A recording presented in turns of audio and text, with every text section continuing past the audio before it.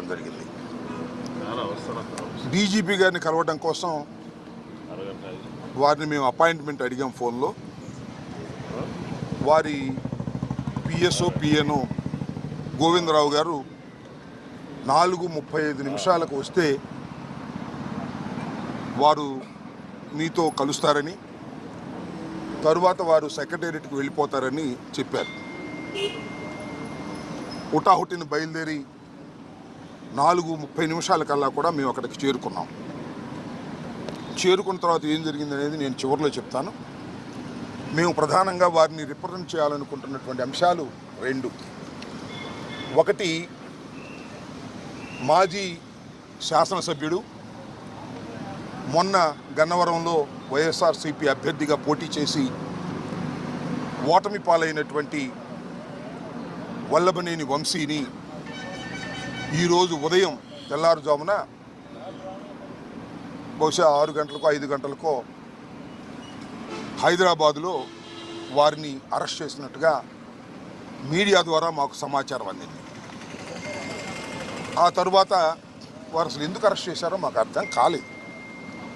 కారణం ఏంటంటే ఆయన ఒక కేసులోనూ 2 కేసుల్లోనూ ముద్దాయిగా ఉన్నారు. ముఖ్యంగా గన్నవరం తెలుగుదేశం పార్టీ ఆఫీసు మీద దాడి జరిగిన కేసులో వారు ముద్దాయిగా ఉండటం, దాని మీద ఆయన కోర్టుకు వెళ్ళడం, ఆయనకి యాంటిసిపేటరీ బెయిల్ ప్రొటెక్షన్ ఇవ్వటం కూడా జరిగింది. కాబట్టి ఆయన అరెస్ట్ చేసినటువంటి అవకాశం లేదనే అభిప్రాయం మాకుంది. కానీ ఉదయాన్నే అరెస్ట్ చేశారనే వార్త తెలియగానే ఎందుకు అరెస్ట్ చేశారో అర్థం కాక ఆశ్చర్యపోయాం, దిగ్భ్రాంతి చెందాం. దీనికన్నా ముందు 2 రోజుల క్రితం ఒక సంఘటన జరిగింది. అదేమిటంటే ఈ వల్లభనేని వంశీ గారి మీద, వైసీపీ కార్యకర్తల మీద, తెలుగుదేశం పార్టీ ఆఫీస్ మీద దాడి జరిగిందని ఏదైతే 2022లో కంప్లైంట్ ఇచ్చారో ఆ కంప్లైంట్ ఇచ్చినటువంటి వ్యక్తి సత్యవర్ధన్ అనే వ్యక్తి మొన్న హఠాత్తుగా కోర్టు వారి దగ్గరికి వెళ్ళి పబ్లిక్ కోర్టులో మ్యాజిస్ట్రేట్ ముందు ఆయన ప్రాసిక్యూషన్ చెప్పేదంతా అబద్ధమని, తానిచ్చిన కంప్లైంట్ అది కంప్లైంట్ రూపంలో ఇవ్వలేదని, కేవలం ఏదో సాక్షి సంతకం పెట్టమంటే నేను వెళ్ళానని, వెళితే వారేదో రాసుకుని సంతకం పెట్టారనే విషయాన్ని గౌరవ న్యాయస్థానం ముందు చెప్పారు. ఇక్కడ బయట చెప్పింది కాదు. చెప్పిన తర్వాత ఒక్కసారిగా తెలుగుదేశం పార్టీ ఆశ్చర్యపోయింది. అరే, మనం చేసినటువంటి తప్పు తెలుసుకున్నారు, మనం దొంగ కేసు పెట్టించామనే విషయం తెలుసుకున్నారు. ఆ సత్యవర్ధన్ అనే వ్యక్తి ఎస్సీ కులానికి చెందటం వలన పైన రాసుకున్నారు, సంతకం పెడితే నన్ను కులం పేరు కూడా తిట్టారని, ఎస్సీ ఎస్టీ అట్రాసిటీస్ యాక్ట్ కూడా పెట్టి బెయిల్ రాకుండా ఉండేందుకు కట్టుదిట్టంగా వాళ్ళు చేశారు అనేది తెలుసుకుని ఆశ్చర్యపోయి ఇదంతా ఫాల్స్ కేసు అని ప్రపంచానికి తెలిసింది. దానిలో తెలుగుదేశం వారు, లోకేష్ గారు, చంద్రబాబు నాయుడు గారు వీళ్ళందరూ కుట్ర చేసి ఈ సత్యవర్ధన్ తమ్ముడు అన్నో అరుణ్ అనే ఆయన్ని వాళ్ళు పట్టుకుని మా తమ్ముడి చేత బెదిరించి కిడ్నాప్ చేసి వంశీ వీళ్ళందరూ కూడా ఈ తప్పుడు స్టేట్మెంట్ మ్యాజిస్ట్రేట్ దగ్గర ఇప్పించారని ఒక కట్టు కథను అల్లి అది కేసు పెట్టి తెల్లారి అరెస్ట్ చేశారంట. ఇది విచిత్రమైన విషయం. ఇంతకన్నా దారుణమైన విషయం మరొకటి ఉండదని కూడా ఈ సందర్భంగా మనవి చేస్తున్నా. వంశీ తెలుగుదేశంలో గెలిచాడు, తరువాత వైఎస్ఆర్సీపీలోకి వచ్చి పోటీ చేశాడు. అందువల్ల వంశీ మీద చంద్రబాబు నాయుడు గారు అదేవిధంగా లోకేష్ గారు కక్ష కట్టారు. మా పార్టీలో గెలిచాడు, మా పార్టీలో గెలిచి వైసీపీలోకి వెళ్ళి పోటీ చేశాడు, మమ్మల్ని అనేక సందర్భాల్లో విమర్శించాడు. మా పార్టీలో ఉండి మా సామాజిక వర్గానికి చెందినటువంటి వ్యక్తి మమ్మల్ని దూషించడం ఏమిటి, మమ్మల్ని రాజకీయ విమర్శ చేయటం అనేది ఏమిటి అని కక్షగట్టి అనేక పర్యాయాలు వారి ప్రభుత్వం అధికారంలోకి వచ్చిన తర్వాత దాడులు చేయడానికి ప్రయత్నం చేశారు. కొన్ని సందర్భాల్లో వంశీని ఎలిమినేట్ చేయాలని కూడా ప్రయత్నం చేసినటువంటి విషయాలు నేను మీకు ప్రత్యేకంగా చెప్పవలసిన అవసరం లేదు. ఎన్నోసార్లు అరెస్ట్ చేయాలని ప్రయత్నం చేసినా న్యాయస్థానానికి వెళ్ళి వంశీ ప్రొటెక్షన్ తెచ్చుకోవడంతో ఇవాళ సడన్గా నిన్న సాయంత్రమో మొన్న ఉదయమో కేసు రిజిస్టర్ చేసి ఆ కేసుని ఇంకా ఆన్లైన్లో అప్లోడ్ కూడా చేయకోకుండా అరెస్ట్ చేసి తీసుకొచ్చి ఇవాళ కోర్టులో ప్రొడ్యూస్ చేయాలని అనుకుంటున్నారు. రాత్రి లోపల కోర్టులో ప్రొడ్యూస్ చేస్తారు. చట్టం తన పని తాను చేసుకువెళ్తుంది. ఇది అన్యాయం. పోలీసు వారు తెలుగుదేశం పార్టీ వారితో కుమ్మక్కై వంశీని అరెస్ట్ చేశారనే విషయాన్ని డీజీపీ గారికి చెప్పే ప్రయత్నం చేస్తున్నాం. అంతేకాదు కొద్ది నుంచి ఎవరిని కలవనీలా. వారి సతీమణి వెళ్తుంటే ఆమెను అడ్డగించారు, ఆమెను వెళ్ళనీయలేదు. అడ్వకేట్స్ వెళ్ళి కలవాలని ప్రయత్నం చేశారు, న్యాయ సహాయం ఇద్దామని. ఏంటి ఎఫ్ఐఆర్ ఏంటి, దాని కథ ఏంటి తెలుసుకొని కోర్టులో ఆర్గ్యూ చేద్దామని. ఎక్యూజ్డ్ అనే వ్యక్తి, ఎక్యూజ్డ్ అంటే ఏంటి, నేరారోపణ చేయబడినవాడు. నేరారోపణ చేయబడిన వాడే తప్ప నేరస్తుడు కాదు ఎవరైనా సరే, ఇంక్లూడింగ్ చంద్రబాబు కూడా, ఎవరైనా, జగన్మోహన్ రెడ్డి గారని ఏదైనా. అయితే అలాంటి వ్యక్తిని కలుసుకోవడానికి కూడా మీరు పోలీసులు ఎలవ్ చేయట్లేదంటే ఇది దుర్మార్గం, రాక్షస పాలన. దీన్ని మీరు దృష్టిలో పెట్టుకోవాలని డీజీపీ గారికి మేము ఇవ్వాలని ప్రయత్నం చేశాం. మా ప్రయత్నం చేశాం. అయితే ఇంత దారుణంగా జరుగుతున్న అంశాన్ని మీ ద్వారా ప్రజల దృష్టికి తీసుకొస్తున్నాం. డీజీపీ గారి దృష్టికి కూడా మా కర్మ ఏంటంటే కలవలేదు కాబట్టి మీ ద్వారా ఆయన కూడా డీజీపీ గారిని కూడా చూడమని కూడా మేము కోరుతున్నాం. ఈ రికమెండేషన్ కూడా ఎవరు తీసుకోలేదు, ఈ రికమెండేషన్ కూడా వారు చూడాలని ఈ సందర్భంగా నేను కోరుతున్నాను. అవసరమైతే ఆయన మళ్ళీ కోరితే డీజీపీ గారు కోరితే చదివి కూడా వినిపిస్తాం, ఎందుకంటే ఆయనతో కలుసుకునే అవకాశం మాకు కల్పించలేదు. రాష్ట్ర డీజీపీ గారు శాంతి భద్రతలు కాపాడవలసిన హెడ్ ఆఫీస్కి అపాయింట్మెంట్ ఇస్తే వచ్చాము, అయినా ఆయన కలవలేదు. ఏంటో మాకు అర్థం కాలేదు. ఇది ఒక అంశం. రెండో అంశం, అబ్బాయి చౌదరి గారు దెందులూరు మాజీ శాసనసభ్యులు, నిన్న మీరు చాలా వీడియోలో చూసి ఉంటారు. ఆయన ఏలూరులో పెళ్లికి వెళ్ళాడు.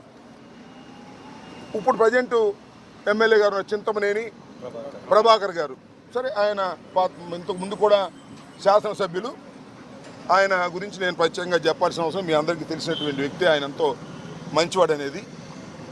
ఆయన కారు అడ్డం ఉందని చెప్పేసి పచ్చిబూతులు తిట్టాడండి.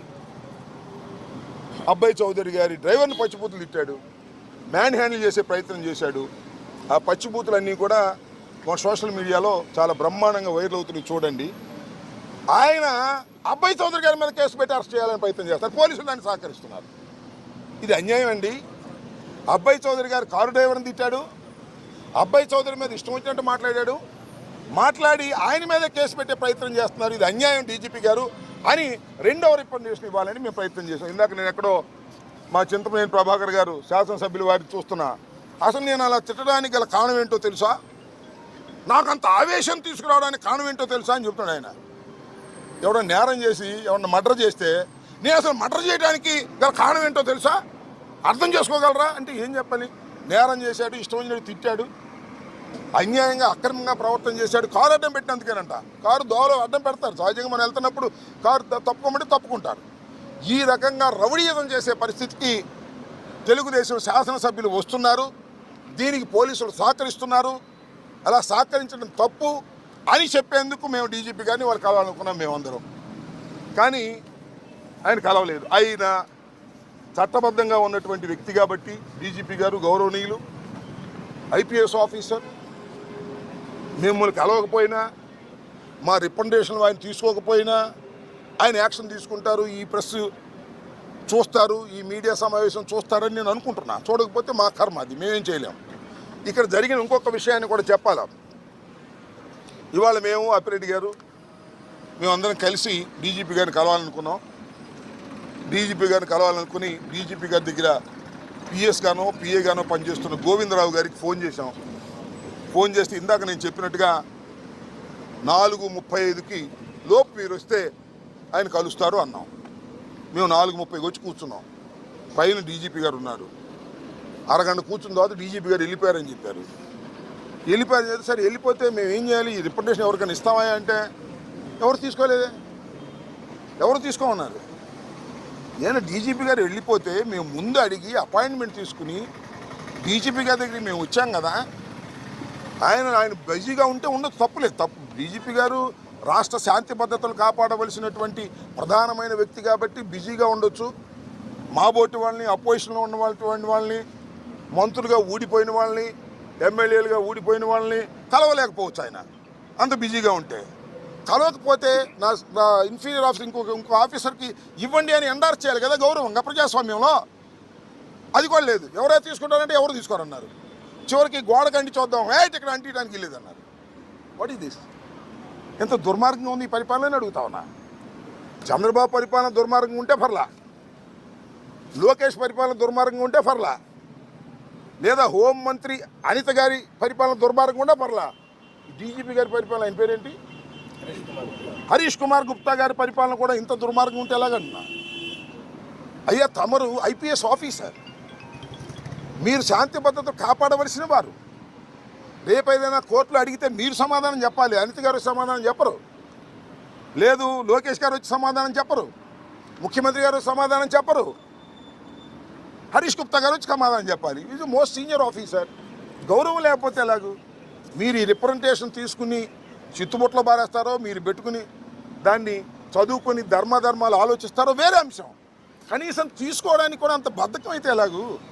తీసుకోవడానికి మీరు బిజీగా ఉంటే మీ దగ్గర ఉన్న ఆఫీసర్ని అపాయింట్ చేయడానికి ఏంటి ఇబ్బంది? ఎందుకు మమ్మల్ని మీరు అవమానిస్తున్నారు? ప్రజాస్వామ్యంలో ఇది ధర్మమా, న్యాయమా? ఆలోచించబోయి మనం చేస్తున్నాం. కాబట్టి ఇలాంటి దుర్మార్గమైనటువంటి పరిపాలన పోలీస్ యంత్రాంగం చేయటం చాలా బాధాకరం. ఇవాళ కూడా నేను మనవి చేస్తున్న హరీష్ గుప్తా గారిని, the senior most IPS officer, DGP, ఇప్పటికైనా ఈ రికమెండేషన్లు మీరు ఎవరైనా పంపించి తీసుకోండి, లేకపోతే మళ్ళా వచ్చి ఇవ్వమంటే మళ్ళీ ఇస్తాం. Take immediate action. ఇవాళ వంశీని ఉదయం 6 గంటలకు అరెస్ట్ చేసి ఇవాళ రాత్రి లోపల మీరు వితిన్ 24 అవర్స్ లోపల మీరు హాజరుపరచాలి. హాజరుపరచకపోతే అది మీరు చట్ట వ్యతిరేకమైన కార్యకలాపాల కిందకు వస్తుంది. అసలు ఫాల్స్ కేసులు పెట్టి మీరు చంద్రబాబు నాయుడు, లోకేష్ గారు చెప్పినట్టుగా ప్రవర్తించడం పోలీసు యంత్రాంగానికి సరైనటువంటి విధానం కాదు అని చెప్పి వెళదామని వచ్చాం. ఇది జరిగిన విషయం.